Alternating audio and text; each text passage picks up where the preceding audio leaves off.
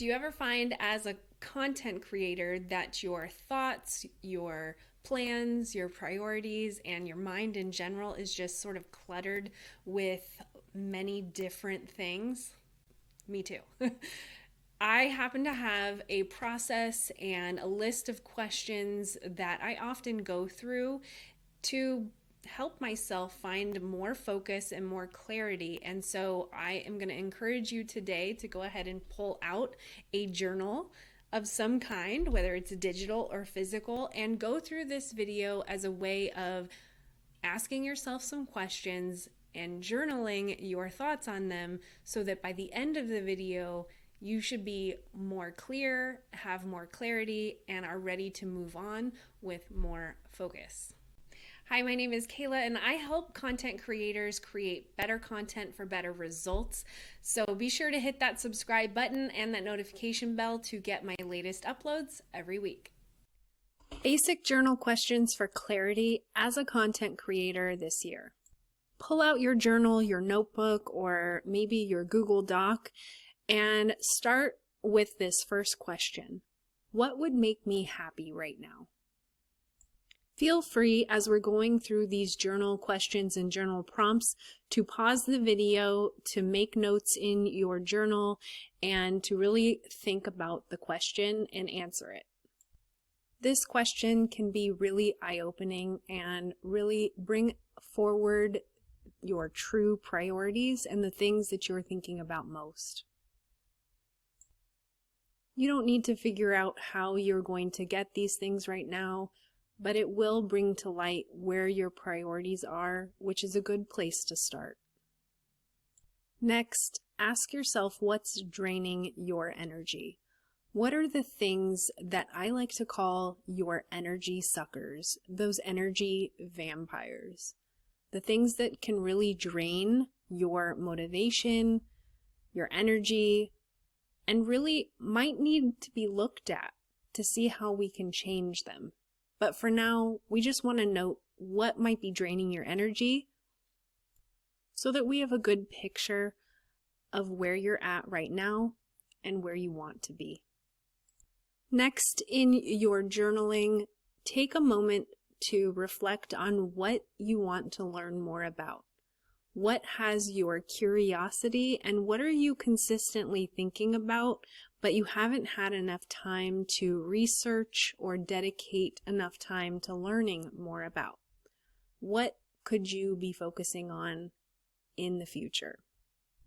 Again, we don't need to make a plan right this second of how you're going to learn more about it, when and where.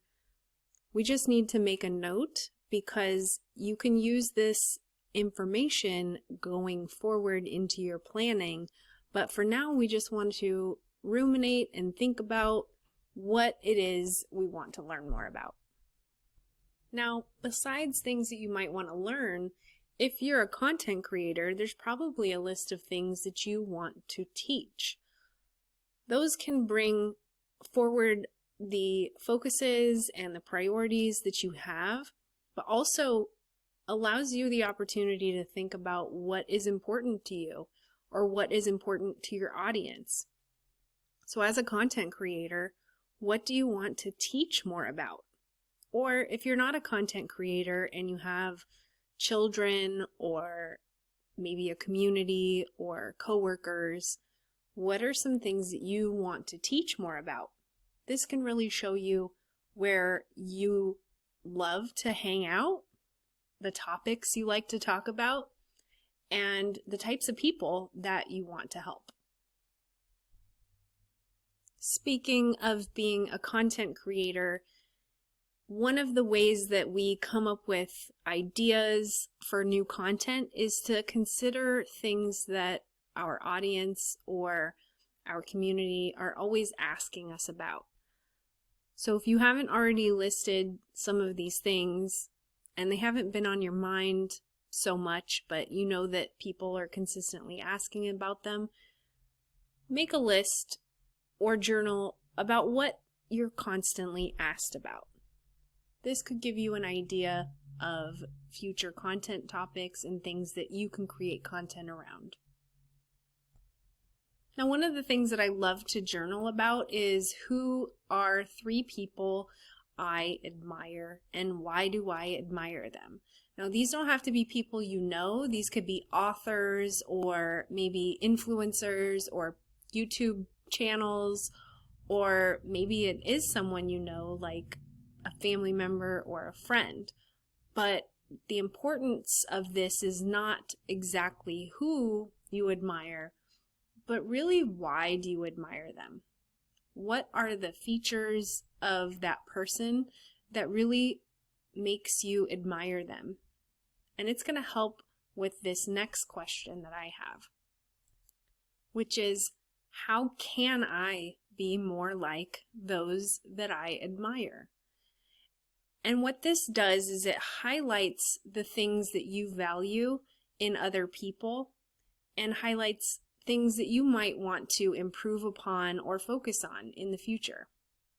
This isn't meant to make you feel inferior or lesser than. This is just to highlight the things that you prioritize and the things that you enjoy about other people. And it's oftentimes the things that you enjoy in other people that you want to demonstrate more yourself. This can bring a lot of clarity to that area. But on that same topic, you may also want to journal and write about how you are already demonstrating traits of those people that you admire. So oftentimes you do admire people for things that they do, characteristics or traits that they have that you may think that you don't have. But through some journaling and self-discovery, you may discover that you are demonstrating those things, but in your own unique way. So journaling a little bit about how you are accomplishing that can be really helpful. How do you define success? This is kind of an obscure question, but oftentimes when we're so busy in our lives and our daily plans that we forget to establish what success feels like. Oftentimes we can write down a list of to-dos and maybe we don't get everything done on that list. But maybe if you had a moment to think about it, is success really checking off everything on your list, or is it that you gave quality attention to the things that you did have time for? You can see why then it becomes important to define what success is to you so that you can remind yourself that it's not about the items you check off your list, but more about whatever it is that you use to define success. Now, this is an important one to me, but what does self-care look like for you?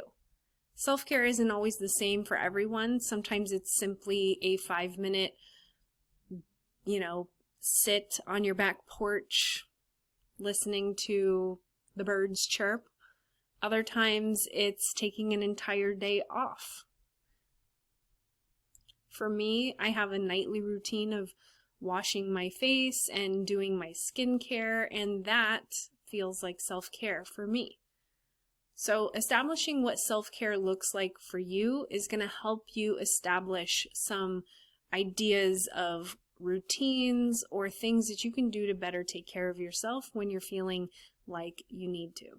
Or more importantly, before you feel like you need to, because oftentimes we should be doing self-care before the need arises. All right, so next on our journal entries, I want you to write about accomplishments that you are proud of from the last month or the last year. Now, some of you might be doing this journal prompt and journal questions once a year, and you may come back to this regularly, like once a month. So choose whichever you want to reflect on at this time, but do take some time to write down what you're most proud of in your recent accomplishments. And once you've completed that, take some time to write about what a short-term goal might be for yourself that you are certain you can achieve. Because sometimes the bigger goals, the things that won't happen for a while, we lose interest in them we become overwhelmed or it's just taking too long. So often it's better to create some shorter term goals that you know you can achieve. That way you can feel the sense of achievement, because it's important to feel that in order to sustain and maintain motivation. And motivation can sometimes be lost if it's taking too long to accomplish a goal. So if you have a big goal that you are working on achieving, go ahead and take some time to write out some shorter term goals that you know you can achieve, because you're going to feel much better when you do achieve them, especially if you write them down as short-term goals and check them off. Next, take some time to reflect on what an ideal day looks like for you. Describe things like where you are, who you're with, and what you're doing. This is going to paint a picture of what your priorities are and how different they might be from the way you're currently living and the way you're currently working. This can help to establish some goals or some priorities that you didn't previously think about. When I did this, I found that I actually was working a lot more than I really wanted to, and also more than I needed to. So by establishing what my ideal day looked like and then working my priorities, my responsibilities around that, I greatly improved my overall happiness and enjoyment throughout the day. So have a think about this. Next, in your journal, for all of my content creators, I want you to take some time to write out what your ideal follower or client is like. Who do you enjoy helping most? What type of person is that, and what type of person is it not? This is going to help you get more clear about who you want to attract to your social media, to your business as paying clients, and really help you get clear on who you're focusing on when it comes to your content. But it can also help you get clear on who you don't want to be talking to or who you don't want to be creating content with.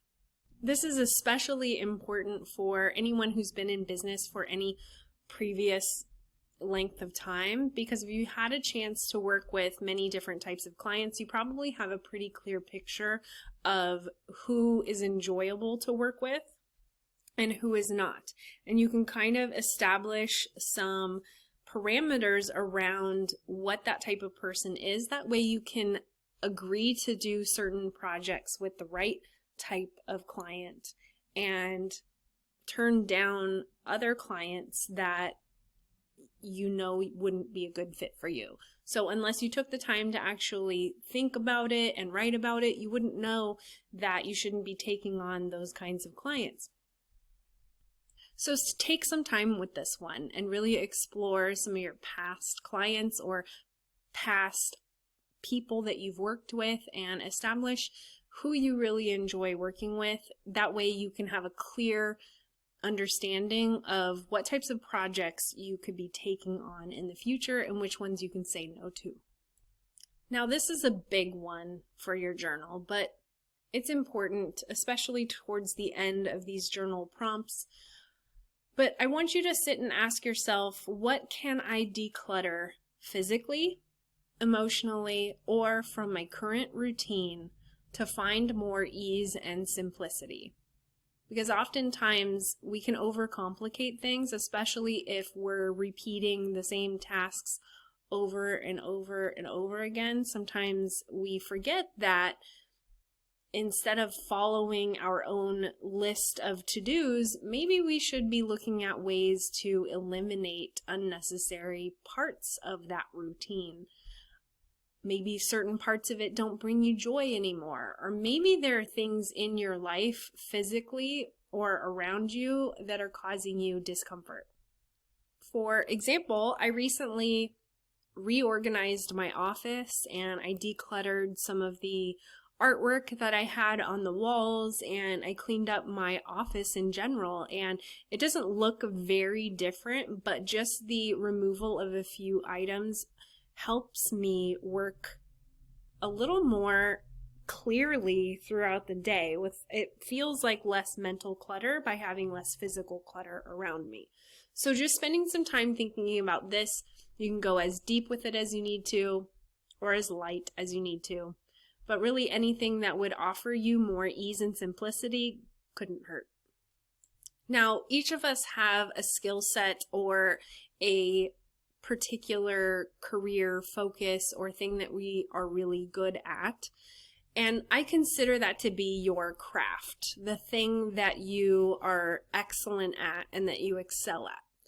But even though you excel at it, and even though you are an expert, we could all use room for improvement or things that we want to learn or master within our industry or our field. So take some time to reflect on what things you can do to help master your craft and really become an expert in what you do.